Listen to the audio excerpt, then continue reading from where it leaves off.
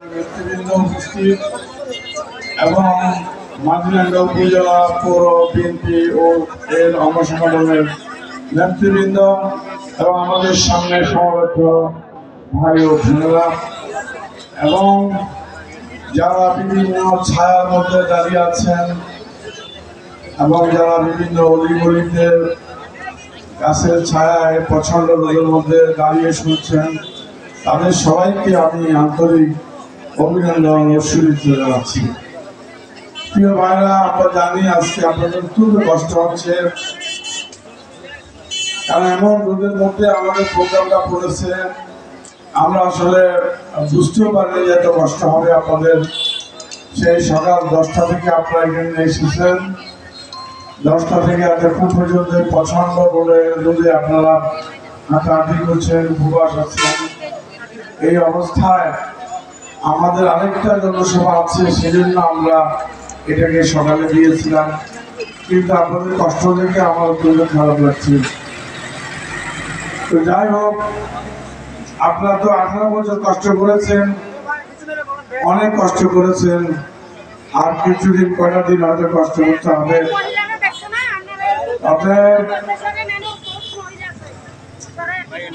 আপনাদেরকে আমি আহ্বান জানাচ্ছি, আপনারা যেন শক্তি সঞ্চয় করতে পারেন। প্রিয় ভাই ও বোনেরা, 18 বছর আওয়ামী লীগ যে নির্মম নিষ্ঠুর ভাবে সারা বাংলাদেশে খুন, গুম, হত্যা, মামলা হত্যা এবং দেশের টাকা বিদেশে পাচার এবং কথায় কথায় কন্ট্রোল, কথায় কথা মানুষের ব্যবসা প্রতিষ্ঠান দখল, দোকান ভাঙচুর, বাড়ি ভাঙচুর করেছে। মানুষকে কথা বলতে দেয় নাই। দোকানে বসে কোন একটি মানুষ কথা বলতে পারে নাই যে কোন রাজনৈতিক দল ভালো, কোন ব্যক্তিটা খারাপ, এটাও তারা বলতে পারে নাই। টেলিভিশনে কিছু একটা দেখলে চায়ের দোকানে বসে যে একটু মন্তব্য করবে যে এই কাজটা তো বোধহয় ভালো হয়নি বা এই কাজটা খারাপ হয়েছে, সেটা কিন্তু চায়ের দোকানে বসে কোনো মুরব্বীরা, গ্রামের মানুষ কথা বলতে পারে নাই, সাহস করে। 18 বছর ছিল আমাদের আপনাদের সকলের গলা একটা রশি। আমরা চিন্তিত ছিলাম যে কখন কোন কারণে এই গলার রশি ধরে আওয়ামী লীগ টান দেওয়ার আমাদের ফাঁসি হয়ে যায়, গলায় ফাঁস পড়ে যায়। প্রত্যেকটা নাগরিকের এটা ছিল, একটা দোকানদারেরও ছিল। আপনারা যে দোকানের সামনে দাঁড়িয়ে আছেন, সেই দোকানদারকে জিজ্ঞেস করেন, সেই দোকানদার মুখ ফুটে 18 বছর কথা বলতে পারে নাই। আপনি ট্রাক ড্রাইভার যারা যাচ্ছে, সিএনজি ড্রাইভার যাচ্ছে, অটো ড্রাইভার যাচ্ছে, বাস ড্রাইভার যাচ্ছে, এদেরকে জিজ্ঞেস করেন, এরা সিএনজিতে প্যাসেঞ্জারের সাথে মন খুলে একটা কথা বলতে পারে নাই। প্যাসেঞ্জাররা জিজ্ঞেস করে, ভাই আপনারা লেখায় কি অবস্থা, আওয়ামী লীগের অবস্থা কি, বিএনপির অবস্থা কি, মানুষের অবস্থা কি? ওই সিএনজিরা চিন্তা করে, বাবুরে এটা কোন দিকের লোক, কোন সাইডের লোক, এই প্যাসেঞ্জার, সে কিন্তু ভুলো আর কোনো কথা বলে না, চুপ থাকে। তাহলে কে দাঁড়ালো? এই শেখ হাসিনা এবং তার সরকার, তার দল আমাদের কণ্ঠ স্তব্ধ করে দিয়েছে, আমাদের স্বাধীনতা তারা স্তব্ধ করে বন্দি করে দিয়েছিল, যার কারণে আপনারা, আমরা এবং খালেদা জিয়াকে তারা বন্দি করে রেখেছিল এবং তারেক রহমানকে বাংলাদেশে তারা আসতে দেয় নাই। এইভাবেই সারা বাংলাদেশের মানুষকে তারা জিম্মি করে রেখেছিল। আমরা 15 বছর তাদের এই অন্যায় অনিয়মের বিরুদ্ধে সংগ্রাম করেছি, মিটিং করেছি, লড়াই করেছি, বিভাগীয় সমাবেশ করেছি, রোড মার্চ করেছি, তারুণ্যের সমাবেশ করেছি, ঢাকার সমাবেশ করেছি, বিভিন্ন ভাষে 14 সালে আমরা আন্দোলন করেছি। অনেক মানুষ নিহত হয়েছে, আহত হয়েছে। আমরা কিন্তু আন্দোলন থেকে পিছপা হই নাই। আমরা বিশ্বাস করতাম যে আমরা জেলখানা গেলে বেরিয়ে এসে আবার আমরা আন্দোলন করেছি, আমরা মার খেলে চিকিৎসা নিয়ে আবার আমরা রাস্তা দাঁড়িয়েছি। আমাদের একটা কর্মীও অভাবে না খেয়েও এই বিএনপি ছাড়ে নাই, তাদের কাছে মাথা মতো করে নাই। এর চেয়ে বড় পাওয়া আমাদের আর কিছু না। আমরা এই 18 বছর, এই মানে 111 সহ 18 বছর, আওয়ামী লীগের 16 বছর, এই দীর্ঘ সময় যে নিদারুণ, যে কঠিন কষ্ট আমাদের লোকেরা, ছেলেরা করেছে, আমাদের ছাত্ররা মুখে উচ্চারণ করতে পারে না এই দেশের ছাত্র সমাজ যে বিএনপি করবো, কারণ ওই ছাত্র বিএনপি করার নাম নিলেই তার চাকরি হবে না, এটা সে জানে এবং তার মা বাবা তাকে বলে দিয়েছে। যার জন্য সেই ছাত্র সমাজের কেউ বিএনপি থেকে ফিরেও তাকানোর সাহস করে নাই। আমি সেই ছাত্র সমাজকে আজকে আহ্বান জানাবো, আপনারা বিএনপির দিকে ঘুরে দাঁড়ান, বিএনপির হাতকে শক্তিশালী করুন, আপনাদের চাকরি হবে, আপনাদের পুনর্বাসন হবে, আমাদের দেশের সুষ্ঠু শিক্ষার ব্যবস্থা হবে। আমি যুব সমাজকে অনুরোধ করব, এই যুবদল যুব সমাজ, এই যুবদল আপনারা এই যুব সমাজকে টানুন, যুব সমাজকে আপনাদের সাথে নিয়ে নিন। আজকে কোনো বাধা নাই, সকল বাধা শেষ। আগামী 100 বছর হাসিনা এবং আওয়ামী লীগের পদার্পণ হবে কিনা আমি জানি না। কোন ভাগের বেটার জন্ম হয়েছে হাসিনাকে আনবে? যেভাবে পালিয়ে গেছে তিনি, এভাবে তো আর কেউ ফিরে আসবে না। খালেদা জিয়া তো কোনোদিন পালিয়ে যায়নি, তিনবার খালেদা জিয়ার বিরুদ্ধে ষড়যন্ত্র হয়েছে, অ্যারেস্ট হয়েছে।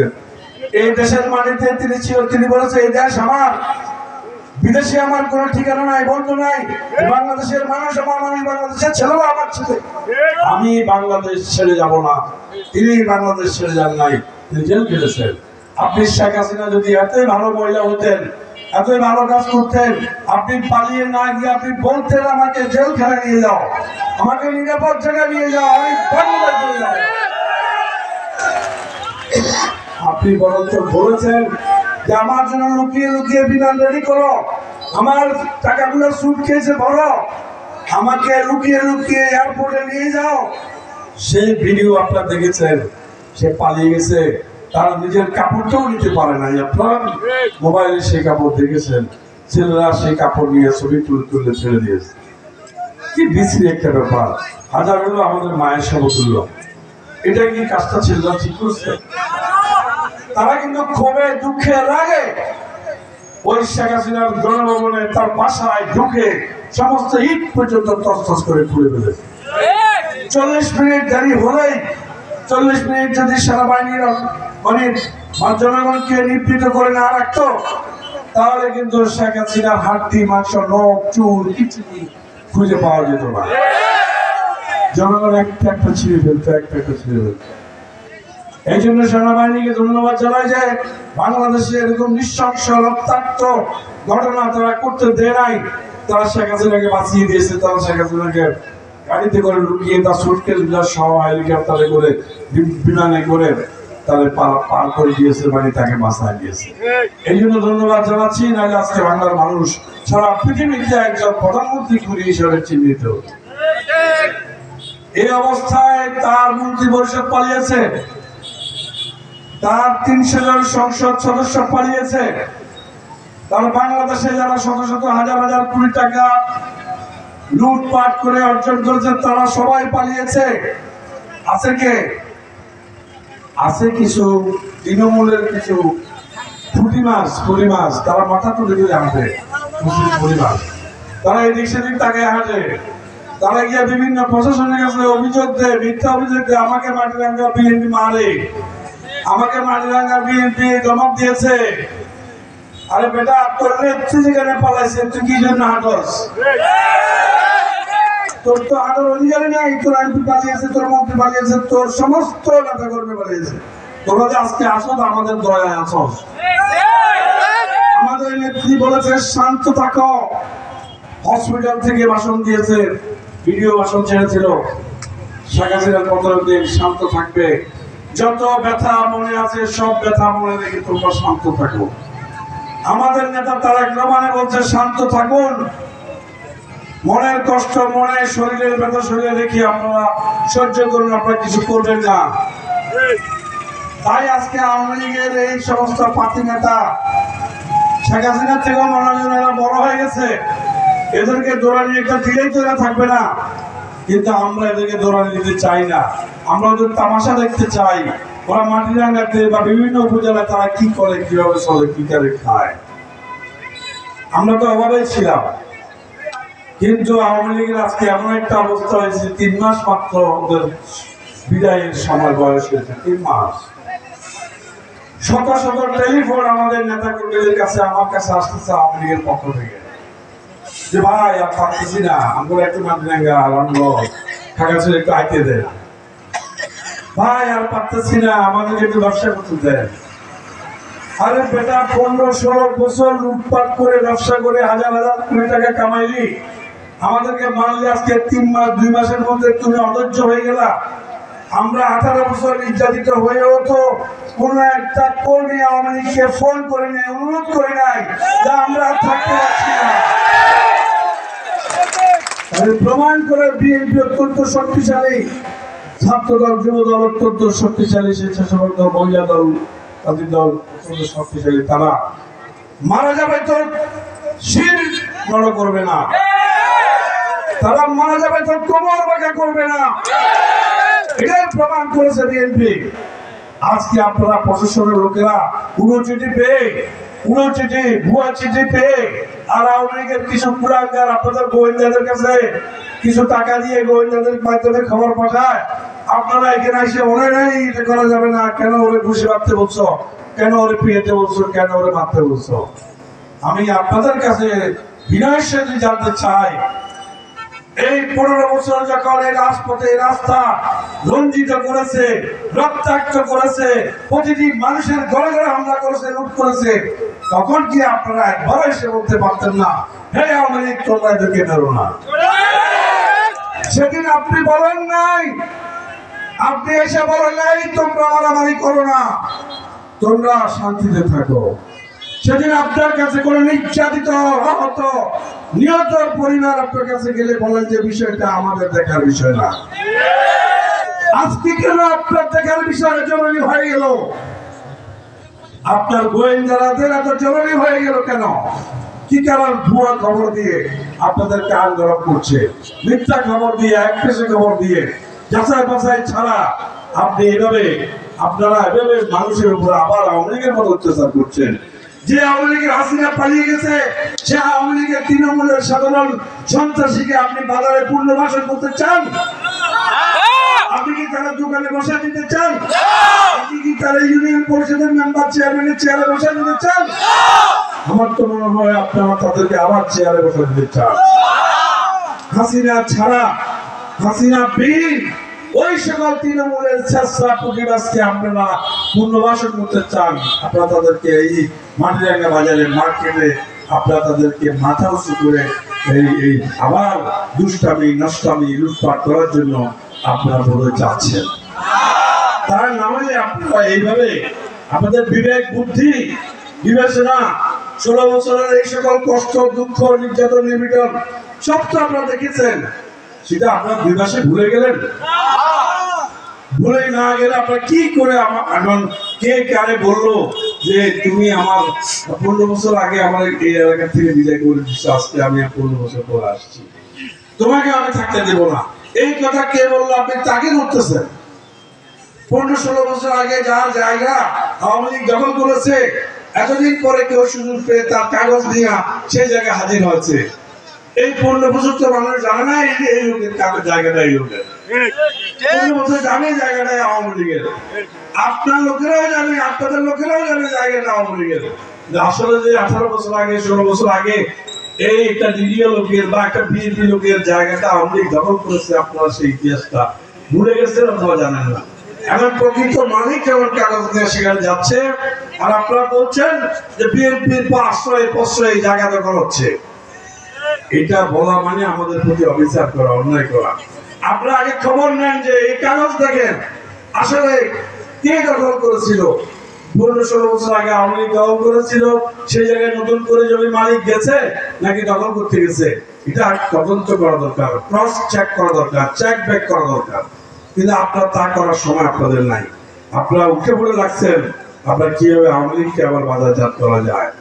আমরা এইসব বুঝি, কারণ 15-16 বছরের যত সরকারি কর্মকর্তা নিয়োগ হয়েছে সব তো আওয়ামী লীগ।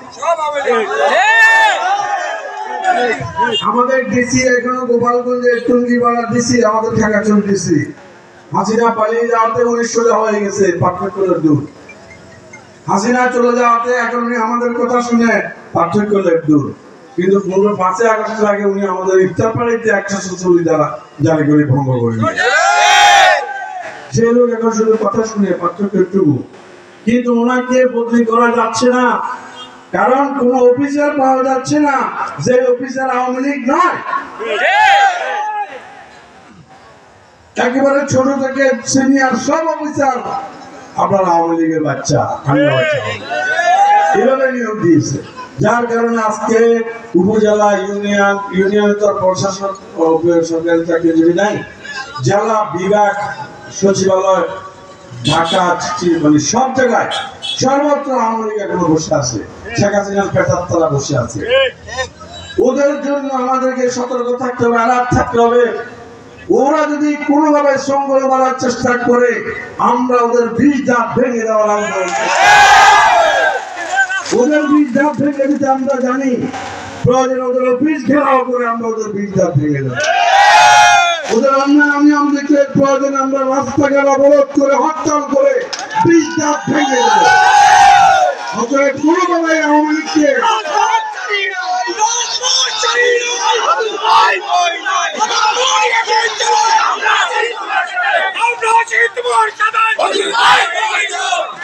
আমাদের উপরে অন্যায় দোষ চাপিয়ে দিয়ে আপনারা কিন্তু খেলা খেলতে চেষ্টা করবেন না। আমাদের উপরে মিথ্যা অভিযোগ চাপিয়ে দিয়ে আপনি আমাদের লোককে হয়রানি করার আপনারা চেষ্টা করেন না। তাহলে কিন্তু আমরা কিন্তু ধৈর্যের বাঁধ ভেঙে গেলে কিন্তু এই রাস্তায় গাড়ি চলবে না, দোকান খুলবে না। তখন আপনারা কিভাবে দোকান খুলবেন আমরা দেখবো। আপনার ইউনো সাহেব ওসি সাহেব কি লাঠি দিয়া, কোন লাঠি দিয়া দোকান খোলেন, এটা আমাদের দেখতে হবে। অতএব এতদিন আওয়ামী লীগ করেছেন ভালো কথা, আপনার নেতৃত্ব পালিয়ে গেছে, আপনারা ফেলে আপনি অফিসার আর কি, আপনি অফিসারকে তো বলে যায় নাই। অতএব আপনি শ্বাস লেগে ভুলে যান। মা বাপ মারা গেলে নাকি 4 দিন পরে মানুষ ভুলে যায়। আপনি কি এমন বেটা হলেন যে আপনি এখনো হাসিনাকে বলতে পারতেছেন না, হাসিনার চোখ খুলে পারছেন না। সন্তানের মা বাপ মরে গেলে তো 4 দিনের মধ্যে, আর আপনি এত বেশি প্রেমিক শেখ হাসিনা, আপনি এখন সরকারি অফিসে বসা শেখ হাসিনাকে পুনর্বাসন করতে চাচ্ছেন আর মনে করছেন যে বিএনপি আঙ্গুল চুষবে। বিএনপি আঙ্গুল চুষবে না, বিএনপি সময় মতো জবাব ফিরিয়ে দিবে। অপেক্ষা আছি, ধৈর্য ধরছি, 18 বছর ধৈর্য ধরছি, আরো ধৈর্য ধরতেছি, আরো ধরবো। ইলেকশন পর্যন্ত আমরা দেখবো আপনাদের খেলাধুলা কি। সেজন্য আমার জনগণের মন জয় করা এখন আমাদের জরুরি। আমি নেতা কর্মীকে অনুরোধ করবো, কোনোভাবেই এই জনগণের মনে কষ্ট দেওয়া যাবে না, দুঃখ দেওয়া যাবে না, ব্যথা দেওয়া যাবে না। আমাদের নেত্রী খালেদা জিয়ার নির্দেশে গণতন্ত্র ফিরিয়ে আনার জন্য আমরা এত বছর লড়াই করেছি, সংগ্রাম করেছি, কি জন্য? একটা ভোটের জন্য, একটা ভোট সুষ্ঠুভাবে দেওয়ার জন্য। এটা কি আপনারা বুঝেন? গণতান্ত্রিক অধিকার ফিরে পাওয়ার জন্য আমাদের যে সমস্ত ছেলেরা ভোটার হওয়ার পরেও এখন পর্যন্ত ভোট দিতে পারে নাই, তাদের ভোটটা দেওয়ার জন্য। সেই ভোটে যে নির্বাচিত হোক, আওয়ামী লীগ হোক, বিএনপি হোক, জামাত হোক বা বাম রাজনৈতিক দল হোক, জেলাই নির্বাচিত হোক, আমাদের কোনো আপত্তি নেই। আমাদের আপত্তি ছিল যে আমার ভোটটা যেন আমরা সুষ্ঠুভাবে নিরপেক্ষভাবে দিতে পারি। এই জন্যই কিন্তু আমাদের নেত্রীর নির্দেশে আমরা এই 15 বছর লড়াই করেছি, সংগ্রাম করেছি। আমাদের সংগ্রামের মূল লক্ষ্য ছিল যতদিন পর্যন্ত এদেশের জনগণ, ছাত্র জনতা, মা বোন, শিক্ষক শিক্ষিকা, পেশাজীবী, সাংস্কৃতিক কর্মী, সাংবাদিক, চাকরিজীবী সবাইকে আমরা একত্রিত করতে পারবো না হাসিনার বিরুদ্ধে, ততদিন পর্যন্ত আমাদের এই আন্দোলন চলবে। ছোট বা বড়, ছোট বা বড়, এই আন্দোলন চলবে। এটাই ছিল আমাদের প্ল্যান। সেই প্ল্যানে আমরা সার্থক হয়েছি। জুলাই মাসে বাংলাদেশের মা বোন ঘর থেকে বেরিয়ে এসেছে, বাংলাদেশের শ্রমিকরা কাজ থেকে বেরিয়ে এসেছে, বাংলাদেশের সাধারণ এই যে বাজারের সবজি ব্যবসায়ীরা, গরিব শ্রমজীবী মানুষেরা লুঙ্গি পরে এই গুলির মুখে দাঁড়িয়ে গেছে। শিশুরাও 50 জন শিশু আত্মহুতি দিয়েছে, 50 জন শিশু ওদের গুলি খেয়ে মারা গেছে। এটা কি জানেন? এভাবে শত হাজার মানুষ তারা মেরেছে, তারপরও তারা থাকতে পারে নাই। এটা কেন? আমরা যে 15 বছরের আন্দোলনের যে লক্ষ্য, যেদিন আমরা জনগণকে এক জায়গায় আনতে পারবো সেদিন হাসিনার পতন হবে। আমরা ঠিক এই জনগণকে এক কাতারে আনতে পারছি এবং শেখ হাসিনার পতন হয়েছে। আজকে আপনারা এমন কাজ করবেন না যেটা আওয়ামী লীগ করেছে। আপনারা এমন কাজ করবেন না যাতে করে মানুষ বলে আওয়ামী লীগ যা করেছে এরা তো তাই করছে। আপনাদের কাছে আমার অনুরোধ, কারণ আমাদের শক্তি হলো জনগণের ভোট। আমরা এই ভোটের জন্য লড়াই করে জয় হয়েছি। আওয়ামী লীগের শক্তি হলো পুলিশ, র্যাব, আপনার যে আনসার, তারপরে ডিসি, এসপি, এই সকল হলো হাসিনার খুঁটি, সরকারে থাকার শক্তি। আর আমাদের শক্তি হলো জনগণের একটা ভোট, নাকি? তাহলে আপনি যদি একটা জনগণের সাথে খারাপ ব্যবহার করেন, জোর করেন, জুলুম করেন, সেই জনগণের ভোটটা তো আপনি আর পেলেন না, আমরা আর পেলাম।